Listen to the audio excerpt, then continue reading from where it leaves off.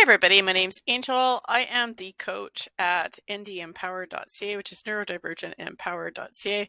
Also neurodivergent myself with 3 neurodivergent children and looks like 3 neurodivergent grandchildren, almost like it's hereditary or something. Today we're going to be talking about executive functioning. And just as a little bit of a disclaimer, I am not the scientist that came up with all of these studies. If you would like access to the studies, you can always email any of your favorite authors and ask them for a copy, or reach out to me and I will send you a list of the papers that I use for this particular presentation. So when we're talking about our brain, it helps to think about it like this huge office that is filled with other little offices. It's all kinds of things that are happening, and they're not the same things that are happening in every part of the office. Some parts of the office are engaged in the same kind of work, but to complete different goals, while others are doing completely different work and maybe working on the same goals.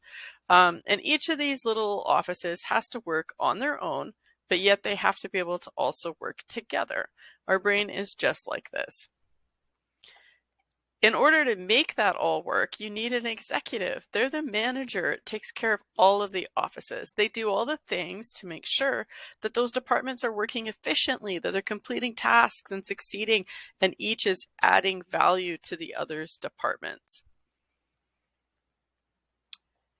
The executive directs actions to change the likelihood of something happening in the future.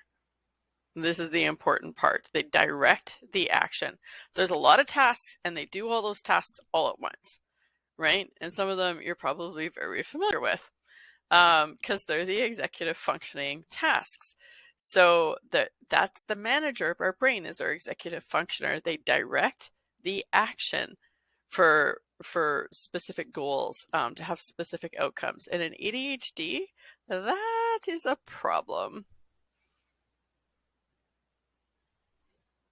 There are 7 executive functions that we're going to talk about today. There are the 7 executive functions. The first one is self-awareness. And that's not just, yeah, I know I exist, but being aware of myself, my feelings, the way my body feels, my thoughts, how I interact with my environment, and the consequences of all of that. That self-awareness is a really big topic that we could do a whole workshop on just in that itself. Also, there's inhibition. Inhibition is the thing that stops us from just doing whatever we want willy-nilly.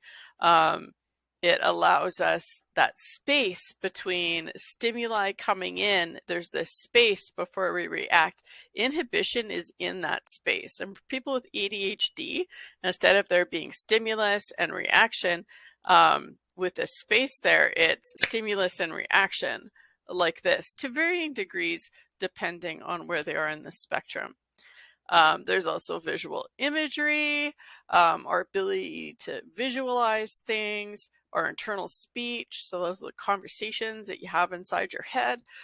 Emotional control, being able to have the emotions and decide where we want those emotions to go and what we're going to do with them. Self-motivation, right? What makes us do the things that we gotta do? And planning and problem solving. And we're going to look at each one of these things on its own, at a little more in depth. So when we're talking about self-awareness, sorry, I just dropped my mouse, so that'll make things a problem for in a minute here. When we're talking about self-awareness, it's helpful to think of it as our mind's eye.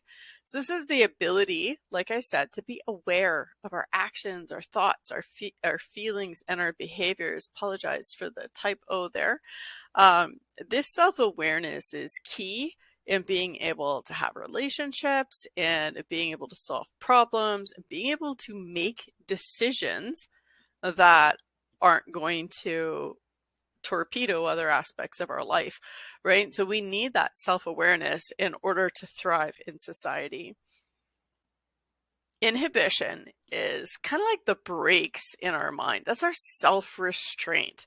That's why I don't sit down and eat all the ice cream in the freezer, or why when somebody irritates me, I don't run them over with my car. This is inhibition. These would all be really easy things to do, except we have breaks in our mind that go, whoa, wait a minute. If we do this, this would be a problem. Visual imagery is like our mind's eye. This allows us to not just picture something that needs to get done, but allows us to replay the past. It's our video recorder that shows us things that have happened before, and it allows us to visualize the future, and it is the foundation for forethought. I remember our foresight, sorry, and I remember when my son, my youngest, first started taking ADHD meds. 3 weeks later, he was like, did you know that I have a VCR in my head? This is how old I am because we were talking about VCRs. And I can actually push play or rewind or fast forward and see everything that's ever happened to me.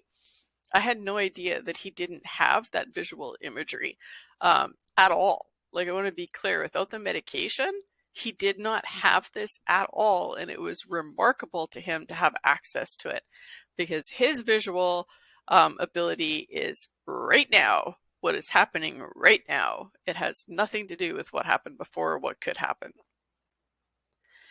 Internal dialogue is our mind's voice. This is apparently slept talk. I'm autistic, if you haven't figured that out, or autistic and dyslexic, if you haven't figured that out at this moment. Yay! Totally sidetracked by the spelling error. There's no ADHD here. Internal dialogue is that conversation that we have with ourselves. So it's like, oh, I'm worried about going into work tomorrow because I know I didn't get an assignment done appropriately because the computer network was down. I don't know how to explain to my boss that I always do things at the end or that sound like a slacker. So like, how do I, like that internal process. And that's really important to be able to work out consequences that might happen, to be able to have that hindsight and foresight. We need that internal dialogue in order to solve problems, to be able to even self-regulate is part of that whole process, is having that conversation with ourselves. And the mind's heart is our emotional self-control. So this is being able to have feelings, to recognize those feelings as part of us, but also being able to understand the interaction between what we think, what we experienced, how we perceived that, and our emotions, and then our behaviors, so that we can interrupt that cycle at any time to help structure our feelings towards something that's healthier for us in that moment.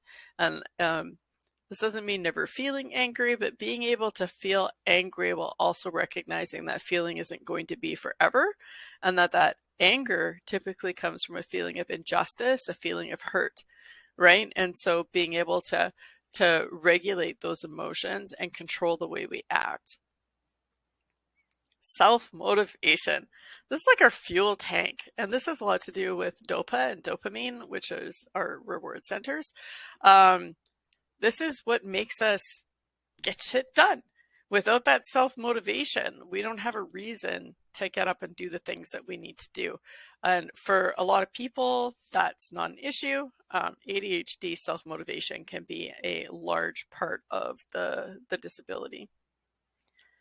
And then our executive functioning, planning, and problem solving. So this is our playground. This is where we get to get in there and go, ooh, so if I go and I do this and then I do that, this could happen. And then if I want that to happen, here's the things I could do for that.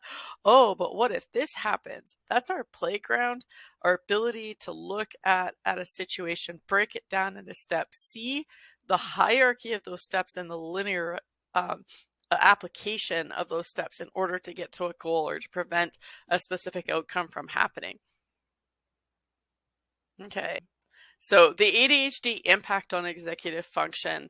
What research has indicated is that people with ADHD roughly see a 20 to 40% negative difference in their executive function. And it won't be exactly 27% on all levels. So when you got assessed or your child got assessed, you probably did something like a psych ed, and they would have said, you score on the 90th percentile for visual or spatial reasoning, and on the 14th percentile for working memory, and on the 30th percentile, and I'm just grabbing numbers out of my back pocket here. But when we're talking about those, if you take the whole population And, most people are going to be around this 60-70%. For folks with ADHD, across those 7, we see an average of 20 to 40% less than what everybody else has. And they might vary from one to the other. Some are more gifted in executive functioning than others and still be ADHD. So someone might be really excellent at self-talk, but really terrible at emotional regulation. And that's why it's a spectrum, right? It impacts everybody differently. But anyone with ADHD is on the lower end of ability for executive function. So if you take all of those things and you add them up, it's going to be 20 to 40% lower than what you would see in the generalized population. And all 7 of those functions are impacted in some way. Okay, they're not going to be incredibly typical on self-control or motivation. It's going to be slightly lower, period. And for anybody out there that understands the statistics a little better, like that also means that if somebody has all 60-70 percentile for everything across the board, but their executive function is at 50 or 40, that would also be considered ADHD because it's comparative to what our other functions as far as cognitions go. So it's not just inattentive and active, right? Like ADHD literally stands for not being able to pay attention and being overly active. So we need to set that aside and recognize that for whatever reason, that's what they came up with for the DSM. But historically and contemporary science does not support this just being a matter of needing to move your body and struggling to pay attention. It is a very impairing disorder, period. Okay. And yes, there's all kinds of beautiful things that there's some strengths that come with ADHD as well. And, but we're looking at executive functioning today, and executive functioning being impacted in this way makes it a disorder. For example, we need self-regulation for pretty much every aspect of life, right? You can't just go into work and be disinhibited or not be able to regulate your emotions or not be able to get yourself motivated. Like, these things aren't acceptable in society. We need it for pretty much everything: work, parenting, driving, the building of relationships and maintaining them, problem solving in relationships. They all require executive functioning. Cooking, having a shower, like every aspect of everything we do requires some aspect of executive functioning. And so when we look at ADHD, it is a neurological disorder. It's biological. It is not behavioral. And I cannot stress this enough. This is not about a child refusing to do something, although it can feel that way if you have never had to deal with somebody who's neurodivergent before. But as parents and adults with ADHD, we need to understand that this isn't something we can engineer our way out of. This is an organic difference. It's immutable. We can't change a person with ADHD any more than we could make, somebody not have brown eyes without giving them like fake contacts. Their eyes will still be brown, right? What we can do is we can make sure the environment has supports in them to accommodate what is a disability. And our first step when we're looking at executive functioning and trying to manage that is also managing our expectations, recognizing that it is a disability, it's not something that we can change, and that it impacts our ability to navigate society the same way as others. So be kind to ourselves. Like, this isn't, like I said, this isn't a behavior problem. This isn't that you are less than. It's that your brain works differently and does not provide you with the same foundations for getting the tasks done that other people have had.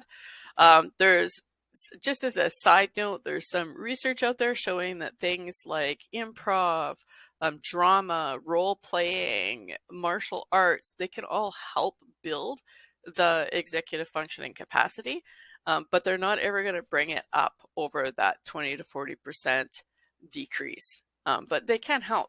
And they're fun and provide social situations. So there you go. So that's just executive functioning explained. I really thank you for listening and for your time and for your patience with my many, many spelling mistakes. We're always looking for someone to edit my hundreds of presentations. And if you have any other questions or you're looking for other information, check us out, ND Empower. My name's Angel. I use they, them pronouns, and it's been a great time sitting here talking with y'all.